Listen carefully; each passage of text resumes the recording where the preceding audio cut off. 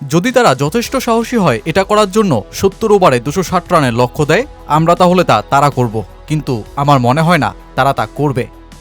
Pakistan batter Salman Ali agar দম্ভ আর এভাবে challenge ছুড়ে দেওয়া প্রতিটি শব্দ নাজমুল শান্তদের বুকে যেন তীব্রভাবেই বেঁধেছে। তাই তো মিরপুর টেস্টে বাংলাদেশের জন্য ফলাফল বলতে একটাই ছিল, আর সেটা চ্যালেঞ্জ গ্রহণ করে জয়। বৃষ্টিতে বাগড়াদিয়া টেস্টে ৫ দিনে লড়াই। নাজমুল শান্ত বলেছিলেন, প্রতিটা মুহূর্ত লড়ে চমকে দিতে চাই। অবশেষে কথা রাখলেন টাইগার এই কাপ্তান। পাকিস্তানের দেয়া চ্যালেঞ্জকেই সামনে ছুড়ে গড়লেন ইতিহাসটা। শুধু পাকিস্তানের মাটিই না, বাংলাদেশের মাটিতেও পাকিস্তানকে হারিয়ে তৈরি করলেন ঐতিহাসিক জয়ের মুহূর্ত।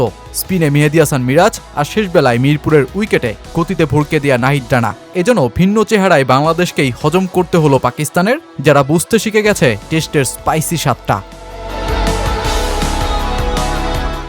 মিরপুর টেস্টে বাংলাদেশ সবেতেই পারফরমেন্স করেছে সামনে থেকে। ব্যাটিংয়ে অধিনায়ক নাজমুল শান্ত আশেপাশের সকলকে নিয়ে ভিত গড়েছেন।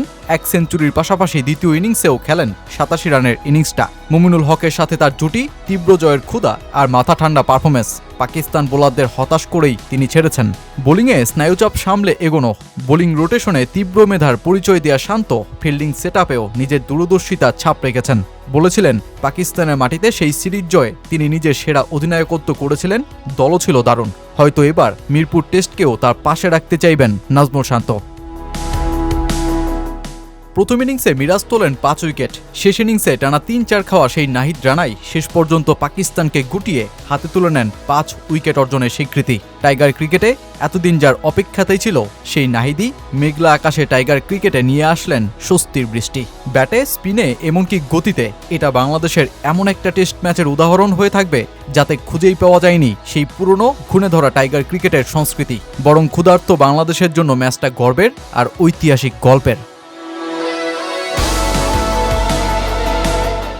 বাংলাদেশ চ্যালেঞ্জ নিয়েছে পাকিস্তানের। ২৪০ রানে নাজমুল শান্ত ডিক্লিয়ার করেন ইনিংস। পাকিস্তানের চাওয়া অনুযায়ী ওভারও ছুড়ে দেন, কিন্তু ফলাফল শান মাসুদদের ১৬৩ রানেই গুটিয়ে দিয়ে ১০৪ রানের বিশাল জয় অর্জন।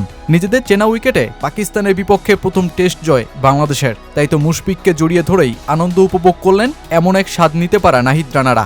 এটা পাকিস্তানের বিপক্ষে টানা ৩য় টেস্ট জয়ের নজির, আর নাহিদ রানার টেস্টে দ্বিতীয় ৫ উইকেট শিকার। যেই গোটা টেস্টে অনবদ্য ব্যাটিং পারফরমেন্সের পুরস্কার পান কাপ্তান নাজমুল হোসেন শান্ত, যার অধিনায়কত্বেই পাকিস্তানকে টানা ৩ বার টেস্টে হারাতে পারল বাংলাদেশ। ম্যাচ জিতিয়ে তাই তো তিনি বলেন, টেস্টে আমরা ধীরে ধীরে উন্নতি করছি। যেভাবে আমরা খেলেছি তাতে পুরো দলের জন্য গর্ব হচ্ছে। গত কয়েক মাস ধরে আমরা কঠোর পরিশ্রম করেছি। আমরা যেভাবে খেলেছি তাতে আমি খুবই আনন্দিত।